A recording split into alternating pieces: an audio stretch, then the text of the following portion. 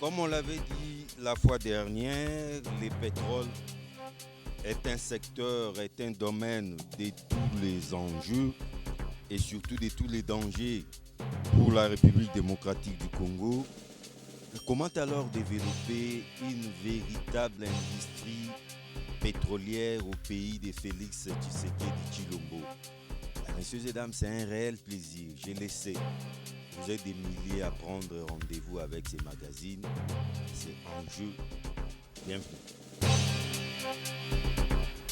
On ne négocie pas avec nos rituels, on l'a toujours dit et on ne cessera jamais de le dire. Place à présent à Echeomo, c'est cette célèbre rubrique qui nous fait découvrir l'invité du jour.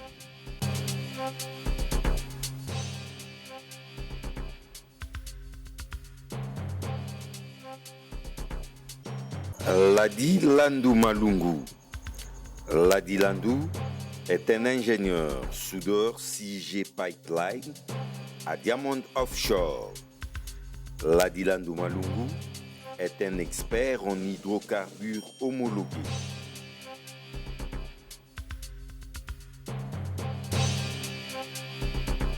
Ingénieur Ladi Landou, très heureux de vous retrouver encore une fois dans le jeu. Merci beaucoup, c'est moi qui vous remercie. Chose promise, chose due. Bien, ça n'a pas pris beaucoup de temps. Merci. Parce qu'après notre première émission, laissez-moi vous dire qu'il y a eu moult réactions. Oui. Et dans tous les sens. Mes premières réactions, on dit, mais ce monsieur tombe comme un cheveu dans la soupe, il s'est dit expert. On lui dit qu'il fait pour sortir de ces gouffres. Il dit, il faudra qu'on les cherche. Le monsieur est-il venu chercher de l'emploi?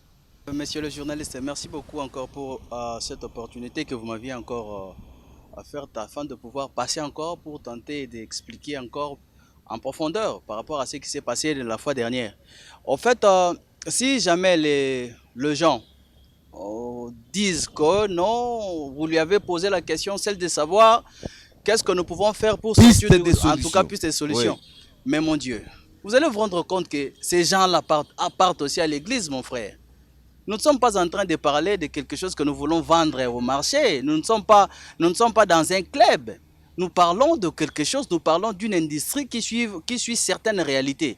En fait, explique-moi un peu comment est-ce que moi je peux donner la matière ou je peux donner ce que je sais réellement là où je ne sais pas. Non, nous sommes sortis à la télévision juste pour expliquer ce que la République démocratique du Congo ou la RDC vaut. Et là, on l'a compris. Tout le monde a compris. Et nous avons aussi allé plus loin pour... Mais ce n'est pas ce qui est le plus important. Oui. C'est que la République démocratique du Congo vaut. Tout le monde l'a compris. Tout le monde le savait d'ailleurs. Oui. C'est un secret des polichinelles. Oui. Mais comment maintenant l'exploiter? Comment mettre en place une véritable industrie pétrolière? Non, on va l'exploiter. Au pays de Félix Tshisekedi Tshilombo. J'avais dit, certaines personnes n'ont pas voulu seulement comprendre. J'avais dit ceci. J'avais dit que le président de la République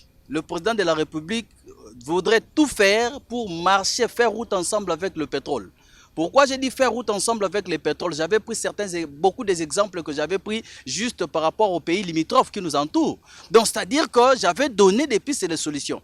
Le chef de l'État va mettre, il serait mieux et important que le chef de l'État organise lui-même d'abord à son sein comme étant le premier pétrolier de la République, organiser une agence pour la régulation des opérations pétrolières en République démocratique du Congo. Et cette agence-là, d'où sera logée toutes les technicités d'une manière générale, d'où seraient logées toutes les technicités. C'est alors que... vous parlez d'une agence? Bien entendu. Une énième agence. Bien entendu. Les agences, on en a déjà. Papa John. Ça sera vraiment une agence de trop. Non, Papa John. Le problème... Non, Papa John. Le problème, c'est qu'en République démocratique du Congo, notre pays, nous avons une culture aussi de beaucoup critiquer. Nous avons une culture aussi, comme si on dirait, ce qui se font déjà ne se fait pas bien. Non. Le problème, c'est que les agences, certes, mais vous devez savoir, les agences dans le secteur pétrolier, est-ce que ces agences-là font partie du secteur pétrolier? Les agences là font partie des secteurs, d'autres secteurs. D'autres secteurs, ce n'est pas à nous de demander ou de poser la question, c'est de savoir ce que cette agence aurait dû apporter. Mais nous, nous sommes en train de parler par rapport à l'agence que nous pouvons mettre, que nous allons, de tout ce que nous allons apporter dans ces pays. Donc, c'est-à-dire que donc, une agence pour s'occuper du secteur pétrolier. Papa John, vous savez pourquoi je suis en train de dire comme ça? Les gens parfois ne savent pas. Depuis que le président de la République, à qui je salue avec beaucoup de respect, monsieur le président Félix-Antoine Tshisekedi Tshilombo, vous savez que, est-ce que vous devez rendre compte que depuis que le président de la République est là, une fois président de la République, il a trouvé sur sa table, des contentieux de contrats pétroliers.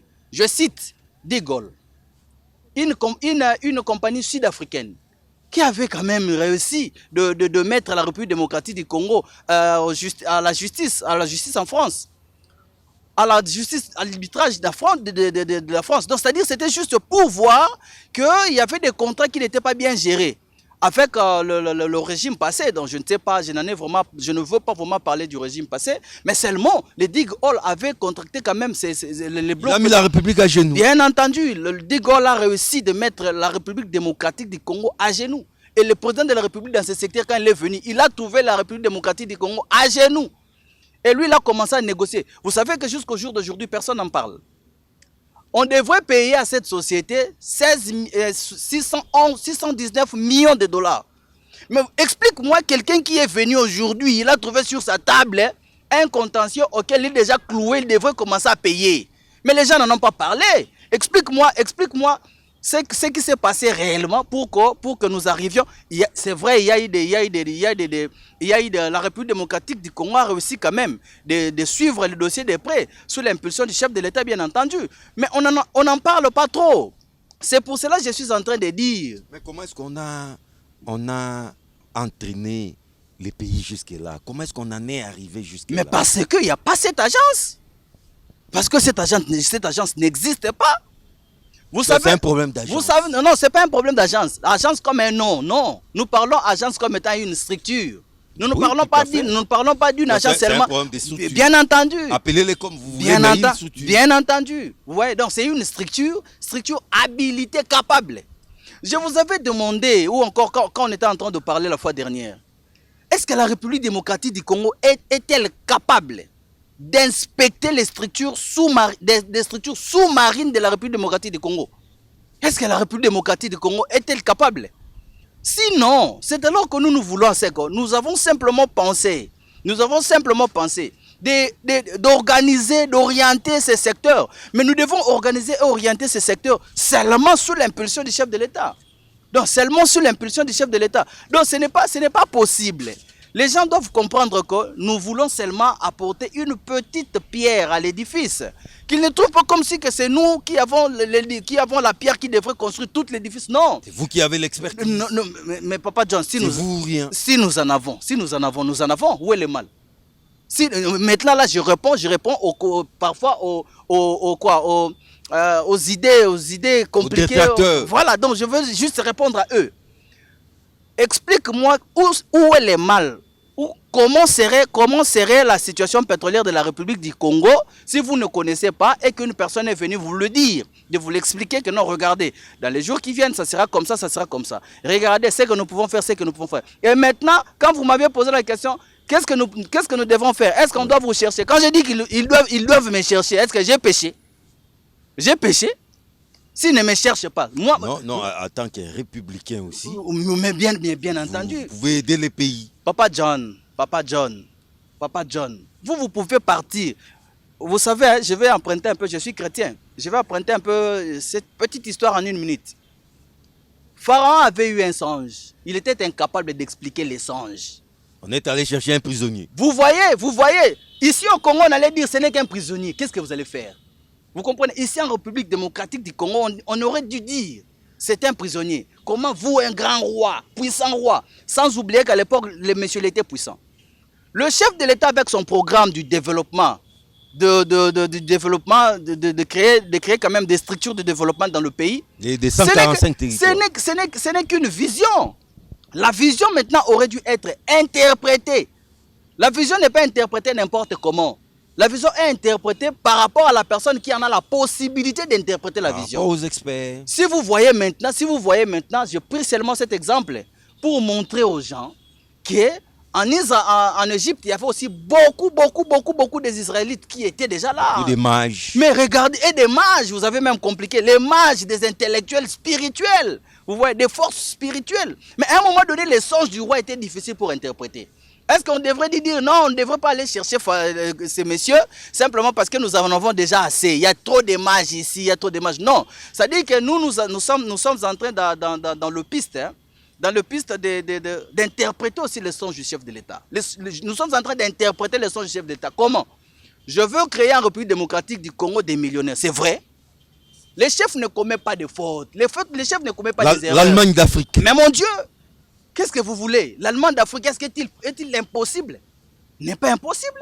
Et comment maintenant que nous sommes là, comme si on dirait, bon, de toute façon, quelqu'un est venu ou quelqu'un discute avec les chefs pour doter maintenant la République démocratique du Congo, tant soit peu, dans un secteur. Imaginez maintenant que dans tous les secteurs de la République démocratique du Congo importants, si jamais nous avons des compétences pareilles, les gens ne peuvent pas comprendre, les gens ne peuvent pas comparer. Les gens ne peuvent pas comparer, il y a beaucoup des agences et que vous demandez encore qu'on mette encore en exercice une autre agence. Mais moi, je suis en train de dire simplement, c'est dans le secteur des hydrocarbures, Papa John. Le secteur des hydrocarbures, les gens ne peuvent pas continuer à rêver. C'est un secteur qui a fait de Poutine. C'est un secteur qui a fait de Sassou Nguesso, notre président en face. Sassou, mon Dieu. C'est un secteur qui a fait de Lorenzo. C'est un secteur qui a fait de José Eduardo Santos. Qui a fait des bongo. C'est un secteur qui a fait des bongo. Au jour d'aujourd'hui, je suis en train de vous dire, le temps que les gens rêvent, allez voir ce qui se passe au Sénégal.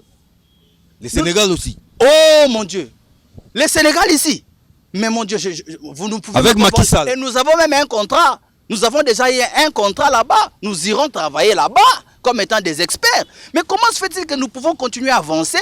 Et pourtant, dans notre pays, nous voyons que les choses marchent mal. Pourquoi ici, pourquoi ici les gens ne veulent pas, n'acceptent pas la vérité? Si les gens disent que non, on va dire, mais oui, c'est moi qui est venu avec ça. Alors on va chercher qui? Que je dise maintenant, ok, vous n'allez pas me chercher, allez chercher maintenant mon grand-père. Comme un député, comme c'est un ministre de l'époque, parlait toujours de sa grand-mère. De sa grand-mère. Donc vous voulez, c'est que quand je dis, allez, non, j'ai dit ceci. C'est que nous avons, vous n'oubliez pas aussi que, au-delà de tout, quand nous faisons des formations, il y a aussi l'aspect spirituel dans un projet. Il y a aussi l'aspect spirituel, mon frère. Pourquoi Pharaon a dit non, je vais prendre seulement vous parce que c'est vous-même qui avez interprété les songes. La vision du chef de l'État, ce n'est qu'un songe. Et je vous dis, si nous avons la possibilité de l'interpréter et il le sait, chaque fois qu'on est avec lui, chaque fois que nous sommes en train de discuter avec lui, nous lui disons seulement que nous voulons interpréter votre songe dans un secteur bien défini. Alors, ingénieur Ladi Landou, oui. La République démocratique du Congo a du pétrole, a de l'or noir en abondance même, mais non exploité, non exploré. Mais ma question maintenant est celle-ci. Je ne parlerai même pas d'une question, ma préoccupation, notre préoccupation. Oui. Parce qu'il s'agit de vous et moi. Comment maintenant mettre en place une véritable industrie pétrolière, une industrie qui va explorer, exploiter, vendre les pétroles du Congo? Mais Papa John, vous allez vous rendre compte que nous rentrons toujours à la première question. La question était celle de savoir, de proposer. Nous allons envoyer des gens aller faire des formations appropriées, dans des structures appropriées aussi. Mais c'est aux normes internationales. C'est-à-dire que ces gens-là, avant de partir, ils vont partir en qualité de quoi? En qualité de qui? Nous prenons par exemple Papa John, je vous avais expliqué la fois dernière. Je suis sorti d'une université en informatique de gestion, l'IEC. Mais aujourd'hui, je suis ingénieur. Parce que j'ai été formé. J'ai été formé, mais avant d'être formé, il faudra que les gens qui vont vous envoyer dans ces formations, ils doivent avoir normalement une structure qui serait acceptée dans des structures de formation pétrolière.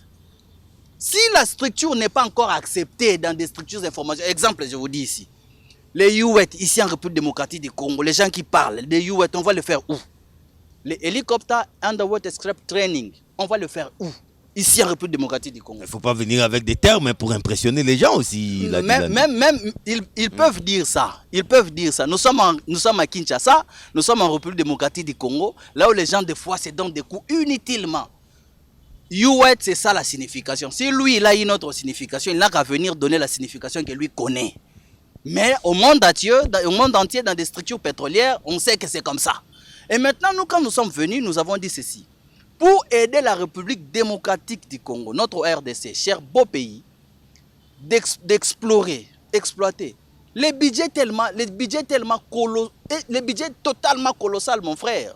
Mais le problème, c'est que nous avons cette posture de venir chercher de l'argent dans le trésor pour créer, pour donner encore, pour faire sortir encore de l'argent. Non, non. Nous sommes venus juste pour créer de l'argent dans des structures pétrolières qui existent déjà et tenter déjà de donner solution tant soit peu, de s'approprier. Il faudrait d'abord que nous s'approprions de notre pétrole, auquel nous n'avons pas la possibilité.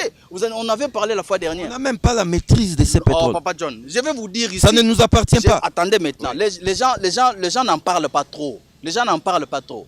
Moi, je ne cite pas les noms des compagnies ou de personnalités. Mais je vais vous dire, il y a une compagnie ici qui œuvre en République démocratique du Congo depuis des années. Mais la société, normalement, aurait dû finir son contrat de concession en 2023.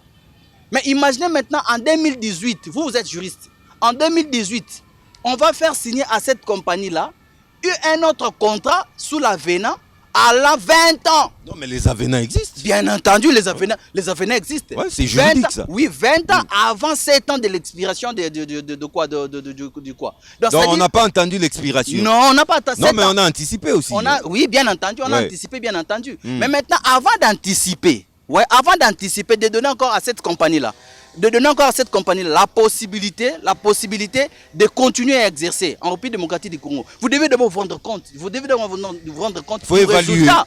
Vous l'évaluez et puis quoi, vous comprenez. C'est un peu le cas avec les contrats chinois. Bien entendu, c'était hier que j'avais vu à la télévision. Il y a des clauses dans un contrat. Et les clauses d'un contrat doivent respecter normal. Tout le monde devrait être soumis par rapport aux clauses du contrat. Et le but devait être totalement licite. Mais si seulement vous êtes là, vous êtes en train d'exploiter, vous êtes en train de faire ce que vous voulez, sans pour autant qu'on vous examine, sans pour autant qu'on évalue, c'est compliqué. Sans pour autant qu'on vous contrôle. Maintenant, nous sommes en train de dire, Papa John, c'est compliqué. Nous sommes en train de dire des choses que nous connaissons, que nous maîtrisons. Aujourd'hui, la SOCIR ne fonctionne pas. Aujourd'hui, la SOCIR est en faillite. Mais le pipeline venant de l'océan, dans des rigues pétrolières, dans des plateformes pétrolières, venant de l'océan pour alimenter le brut à la SOCIR. Mais ces pipelines-là, pourquoi jusqu'au jour d'aujourd'hui ça ne fonctionne pas? Et c'est alors que nous avons dit, la SOCIR c'est comme une personne. C'est comme une personne. Avant de chercher à aller aux toilettes, vous devez d'abord manger. Après avoir mangé, il y a quand même l'estomac qui va brailler. La digestion. Maintenant, allez comprendre que la SOCIR, c'est la digestion. Si vous ne mangez pas, explique-moi. La SOCIR n'est pas servie. Elle n'est pas servie. Oui, la SOCIR n'est pas servie. C'est alors que nous sommes en train de dire, il faudrait qu'il y ait, ici en République démocratique du Congo, RDC, notre pays, une structure. Et cette structure-là devrait seulement gérer des techniciens de haute qualité. Des techniciens compétents, mon frère. Quand je parle de techniciens compétents, vous pouvez aussi être technicien. Mais vous n'avez pas les documents qui vous autorisent d'accéder dans ces structures pour parler de cette structure. Et ces écoles-là, j'avais dit ici, ces écoles-là ou encore ces centres de formation. Gaz et pétrole. Oui, je vous avais expliqué, gaz et pétrole, nous sommes à l'introduction. Je rentre encore à la dissertation. Gaz et pétrole, ces gens, nos amis font un grand travail de titan. Mais le problème, c'est que ce n'est que la tête. Ce n'est que la tête. Ce n'est que la tête. Alors ici, nous sommes en face. Ici, nous sommes en face des structures pétrolières. Ici, nous sommes en face d'une exploitation. Ici, nous sommes en face d'une production. Ce n'est pas eux qui viendront le faire. Mais d'autres expertises ou encore d'autres expériences qui viendront le faire. Donc chacun a sa place de responsabilité. Chacun a son rôle. Et chacun joue réellement son rôle dans l'industrie pétrolière. Et c'est alors que je vous avais dit, qu'en RDC, on doit d'abord créer l'industrie pétrolière. Cette industrie pétrolière n'existe pas, mon frère. Bien que nous avons du pétrole. Nous avons du pétrole, cette industrie n'existe pas. Nous sommes sérieux, clairs. Oui, nous sommes sérieux, clairs. Vous pouvez demander aux gens même qui nous appellent, ayant d'autres pensées, comme si on disait que nous sommes venus. Non. C'est notre pays, Mais quel est ce premier pas? Ne serait-ce que ces tout premiers et petits pas qui va aller dans la direction de mettre en place cette industrie. Mais Papa John, c'est ce que nous C'est l'agence. C'est ce que nous disons. Il y a tellement la matière, non? Il y a de la matière. Et dis-moi maintenant que nous pouvons donner de la matière seulement comme ça, simplement parce que nous sommes à la télévision. On peut donner toutes les matières. Vous connaissez d'abord le contour de nos gens. Dans notre pays, les gens fonctionnent à leur manière. Je peux dire ici, allez chercher Papa John. On va vous chercher aujourd'hui sans moi. Ça se passe comme ça. Il y a d'autres personnes, la manière à laquelle nous sommes en train de parler comme ça, et qu'on soit mal. Et vous voyez comme si nous sommes venus déranger. Mais ils ne savent pas. Ils ne savent pas que même lui, même nous, même le président de la République, à un moment donné, on était coincés dans des stations de service ici. Il n'y avait pas le carburant, mon frère. Et la situation ne semble pas s'améliorer non plus. J'ai dit... Il y a une accalmie, mais... Papa John, Papa John, on ne peut pas blaguer ici. On ne peut pas blaguer. Le monde pétrolier, ce n'est pas de la blague, mon frère. Je vous ai dit ici, si Poutine est Poutine aujourd'hui, c'est le pétrole. Et aujourd'hui, peut-être, je vais vous donner... Si le Venezuela est Venezuela et des fois fait face aux États-Unis, c'est grâce à son pétrole. Ils veulent simplement nous distraire pour ne pas donner la force au chef de l'État. Je vous avais expliqué la fois dernière. Dans d'autres aussi, la gratuité de l'enseignement est supportée juste par rapport aux revenus pétroliers. Dans d'autres aussi, il y a d'autres charges de l'État qui sont supportées directement, d'une manière aussi directe, par rapport aux revenus. C'est alors que je suis en train de dire ceci. Si vous voyez bien, si vous remarquez la potentialité pétrolière congolaise, vous comprendrez que le ministère des hydrocarbures ne devait pas évoluer seul. Le ministère des hydrocarbures aurait dû être parmi les ministères régaliens. Parce qu'en France, les ministères régaliens, c'est ce que nous voyons là-bas. Défense, affaires étrangères, tout ça. Mais ici aussi, devrait être comme ça. Parce que dans d'autres aussi, je pense, les gens... Excusez-moi en tout cas, mes chers téléspectateurs, le fait que je cite l'Angola. Je cite l'Angola parce que je suis le produit de là. Vous voyez, on nous a formés, je connais. Vous venez encenser l'Angola. Non. Le problème, c'est que, vous voyez, si le président fait quelque chose de bien, on dit que non, le président fait ça. Oh, les gens disent que non, on est en train de chanter. On est en train de parler seulement. Djalelo. Non, Djalelo. Mais non, il y a la réalité. Je suis là, je suis le fruit. Si vous me demandez, vous venez d'où? Toute cette formation, présentez-nous la base des données. Vous êtes un produit angolais. Bien entendu, mon frère. Je suis un produit, je suis fier de le dire. Mais vous restez congolais. Oh, mais je suis congolais. C'est à vérifier. Je suis congolais. Non, on a fui quand même. On a quand même fui le pays à un moment. Mais dis-moi maintenant, Pajan, c'est ce qui tue le pays. Il y a une expertise. Vous voyez? Donc, c'est-à-dire, évoluons par rapport à ça. Et maintenant, quand on était en Australie, on était des Australiens. Quand nous voyageons aux États-Unis, nous sommes des Américains. Toutes les formations, il y a des papiers, là on a passé tout ça. Vous voyez, on a passé des fois une année, on vous propose même la nationalité. L'amour du Congo. Mais on était au Canada, les gens oublient. Les gens parlent juste pour parler. On était au Canada, Papa John. Le Canada, vous savez quand même que jusqu'au jour d'aujourd'hui, le Canada souffre de main-d'œuvre. Vous comprenez? Alors nous, on était là-bas dans une formation. Vous savez ce que ces gens nous ont proposé? Ils ont proposé des choses. Comme un musicien dit ici que non, oui, on nous a proposé des choses, comme dit un musicien ici, on nous a proposé des choses. C'est des choses. Ah, vraiment, c'est des choses. Il y a d'autres personnes qui disent qui parlent simplement parce qu'ils sont ici. Et maintenant, vous allez vous rendre compte que nous partageons le plateau continental avec l'Angola. Et l'Angola, lui, l'Angola a une politique pétrolière assise selon le nord. Très avancée. Très avancée. Vous voulez me dire que vous pouvez passer directement dans ces pays-là pour réclamer votre part, comme ça seulement?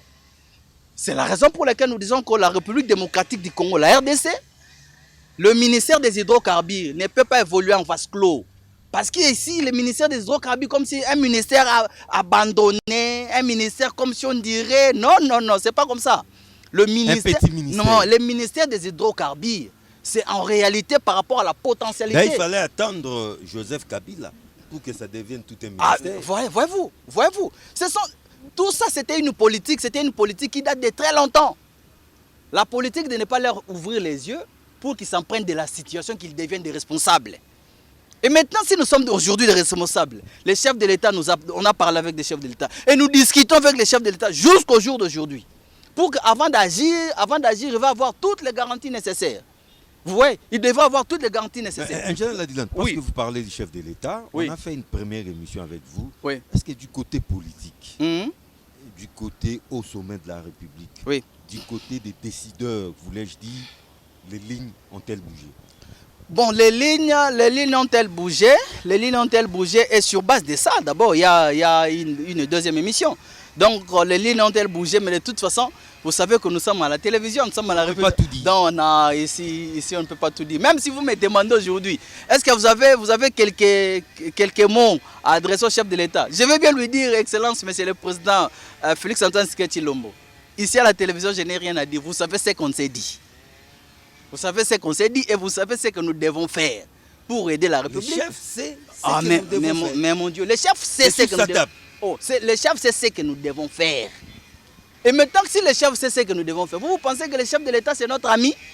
Comme les gens le font ici. Le chef de l'État c'est pas notre ami.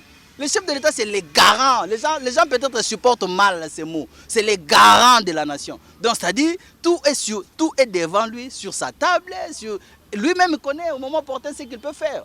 Mais cela ne nous empêche pas de continuer à dire s'il faudrait à dire. Vous allez voir ici aussi, Papa John, hein, nous partageons le pétrole avec le Rwanda. Nous partageons le pétrole avec l'Ouganda. Nous partageons le pétrole avec la Tanzanie. Nous partageons le pétrole avec Burundi. Nous partageons le pétrole. Et maintenant, tous ces gens-là, au-delà des politiques normales comme ça, ils ont aussi une politique, la majorité ont une politique déjà avancée dans le secteur des hydrocarbures. Donc, nous, on n'en a pas. Donc, c'est-à-dire que les ministères, 63 ans après les ministères des hydrocarbures devraient être un ministère auquel le chef de l'État pourrait mettre même dans son gibecière, marcher avec ces ministères. Un ministère régalé. Bien entendu, contrôler ces ministères comme il le faut. Sinon, ça sera compliqué. Les gens peuvent dire, les gens peuvent parler en face d'une réalité de pénurie. Les gens critiquent, les gens injurient, les gens font du n'importe quoi, ce qu'ils ne peuvent pas faire. Vous savez, quand quelqu'un se retrouve dans une difficulté, il va emprunter d'autres comportements simplement parce qu'il est en face d'une difficulté, papa. Donc, c'est-à-dire qu'en face d'une pénurie, en face des complications liées à l'exploitation pétrolière ou liées aux opérations pétrolières non orientées, ça peut donner à ces républiques, ça peut faire donner des petites complications inutiles. Mais si nous en avons seulement la possibilité de commencer à orienter, de commencer à suivre, parce qu'ici, il y a un moment, on va envoyer même des Papa John pétroliers, mais ils ne sont pas des pétroliers. Vous savez pourquoi? Parce qu'ils veulent seulement... Il y a eu l'infiltration sur le plan politique, mais maintenant j'annonce une infiltration. Je suis en train de suivre des rétrocommissions. Et je deviens pétrolier. Mais c'est ce que nous disons. On avait parlé la fois dernière de Kadhafi. Un revendeur. Nous, on avait parlé la fois dernière de Kadhafi. Donc un revendeur qui, au jour d'aujourd'hui, il s'appelle pétrolier. Grand pétrolier. Mais il ne l'est même pas. Donc c'est-à-dire que les gens parlent d'une autre chose, d'une autre réalité. C'est la raison pour laquelle, quand on va commencer à structurer le secteur pétrolier des hydrocarbures, même la prolifération des stations ici, vous voyez, même 100 mètres, vous voyez des stations. Mais Kinshasa, c'est quand même une grande métropole. Mais bien, Papa John, bien. Avec beaucoup de véhicules. Papa John. Chaque jour, il y a des véhicules qui Papa John. Mais s'il y a des stations-service à chaque 10 mètres, pourquoi ça doit poser problème? Mais c'est ce que nous disons, Papa John. C'est ce que nous disons. Vous allez remarquer que si nous avons beaucoup de stations, ça, ce n'est pas un problème. Mais le problème, c'est que... Non, ce n'est pas une bonne chose. C'est pas une bonne chose. C'est cette prolifération aussi qui crée des augmentations inutiles. Ah bon? Oui, c'est la loi de l'offre et de la demande? Non, ce n'est pas seulement la loi de l'offre et de la demande. Ce n'est pas seulement la loi de l'offre et de la demande. Et même s'il y a la loi de l'offre et de la demande, pourquoi la Sonatrach elle-même, n'a pas la capacité de doter ses besoins à la population congolaise? C'est d'abord la question qu'il faudrait se poser. Comment un individu soit-il lui-même, il a la capacité de créer, de faire ça, mais la République démocratique du Congo n'en a pas cette capacité. Vous trouvez que c'est une situation qu'on peut laisser seulement comme ça? Cette situation, ça vient de quelque part. Ouais. Il y a tellement les infiltrés dans le secteur des hydrocarbures congolais. Et ces infiltrés-là, ce sont ces gens-là qui se disent parfois des pétroliers, sans tenir compte des firmes qui viennent aussi exploiter en République démocratique du Congo. Il y a une société qui œuvre déjà dans la partie côtière en République démocratique du Congo, dont je tais les noms. Mais cette compagnie-là, c'est une compagnie familiale. Mais où est le problème? Oui, c'est une compagnie familiale. Il n'y a pas de problème. Mais le problème, c'est que quand une compagnie familiale... Des grandes entreprises comme Ford, c'est d'abord une entreprise Papa John, une compagnie familiale n'est pas interdite. C'est ce que je veux dire, n'est pas interdit. Mais une compagnie familiale, quand la compagnie est familiale, c'est-à-dire que la famille gère et eux-mêmes de leur côté, ils vont tout faire pour tenter un peu de faire insérer cette société dans des structures internationales pour que la société soit reconnue comme telle. Vous voyez? Et maintenant ici, nous en avons des stations personnelles, des stations privées. Vous allez voir seulement que quelqu'un a eu de l'argent, il est parti. Au-delà de tout, est-ce que ces stations sont créées sur base d'une augmentation des quantités de l'exploitation en République démocratique du Congo? Non, ces stations ne font même pas accent sur la consommation de la production en République démocratique du Congo. Ils savent seulement que la République démocratique du Congo est en faillite dans ce secteur et nous maintenant nous devons créer notre business. Ils créent leur business, ils achètent, ils viennent, ils les revendent. Et quand il achète son propre argent, station c'est à lui, les agents c'est à lui. Quand il vient maintenant, il ajuste le prix par rapport à lui. C'est ses avantages à lui propre. Donc c'est alors que je suis allé seulement vous dire que la société ou encore la structure peut être familiale, mais avec des compétences et orienter cette structure dans des structures totalement internationales pour que la structure soit reconnue comme telle.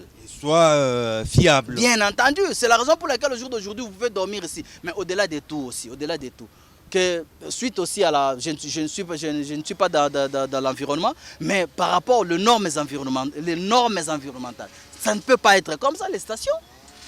Comment il y a un danger? Non, le danger d'abord est permanent. Vous vous rappellerez quand le président de la République, Félix Antoine Tshisekedi Tshilombo, que je remercie ici, vous allez vous souvenir, à un moment donné, le président ne se sentait pas bien, il était en Europe pour le soin. Quand le président descendait vers des bonhommes, il y a eu un incendie. Imaginez maintenant notre président convalescent. La première des choses qu'il devrait visiter dans son... C'était pas une station, c'était un dépôt. Voilà, c'était un dépôt de carburant. Quand nous parlons, la station aussi c'est un dépôt. C'était une station à 0 mètre. La station aussi c'est un dépôt. La station c'est un dépôt qui sert directement. Là-bas c'est un dépôt qui maîtrise encore le stock. Donc c'est-à-dire, bien entendu, donc c'est-à-dire que le président revenait du voyage directement. La première des choses qu'il devrait visiter,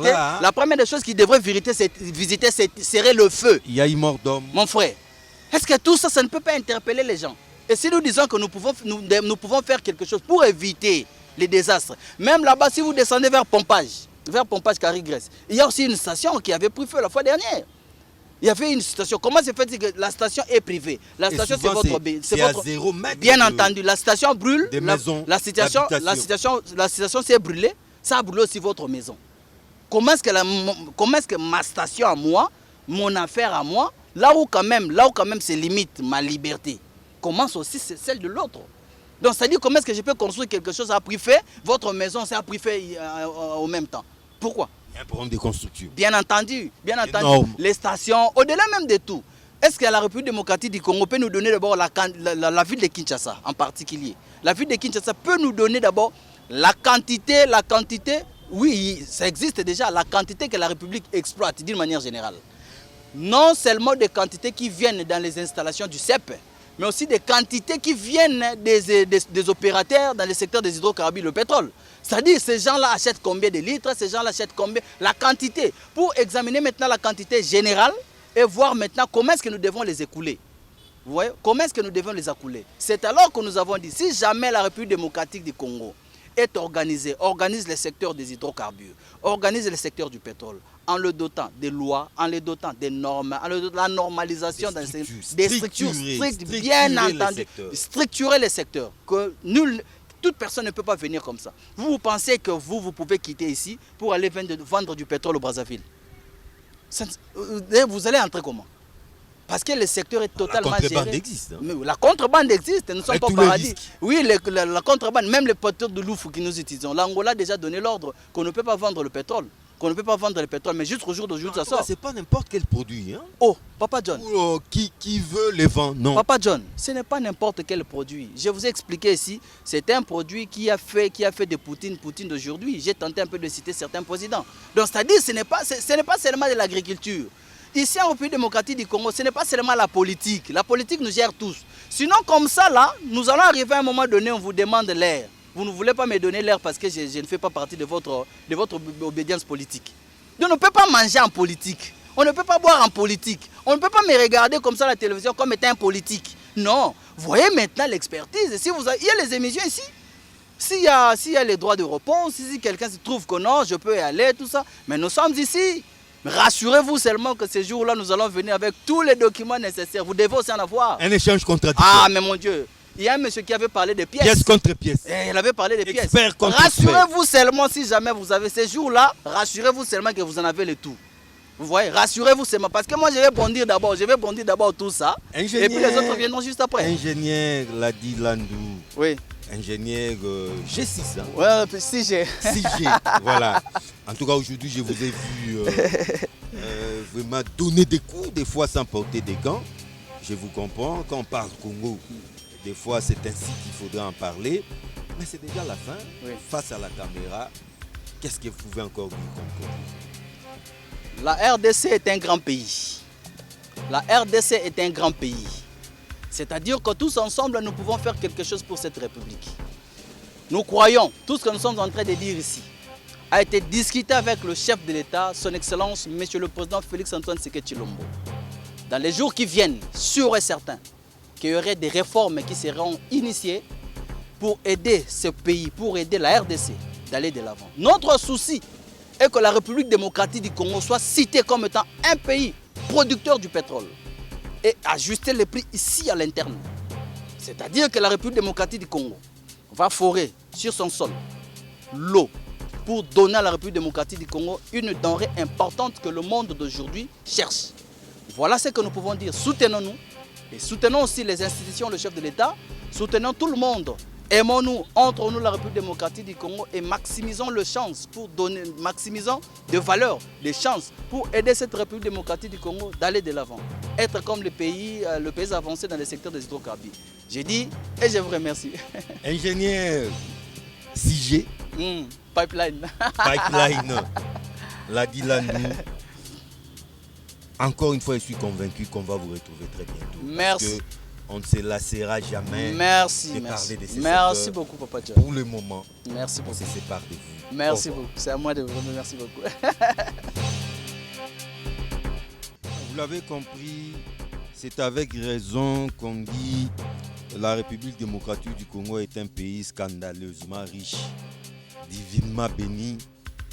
Ce pays n'a pas que des espaces verts, ce pays n'a pas que de l'eau.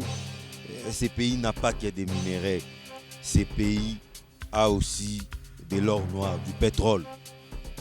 Il en a et en abondance, croyez-moi.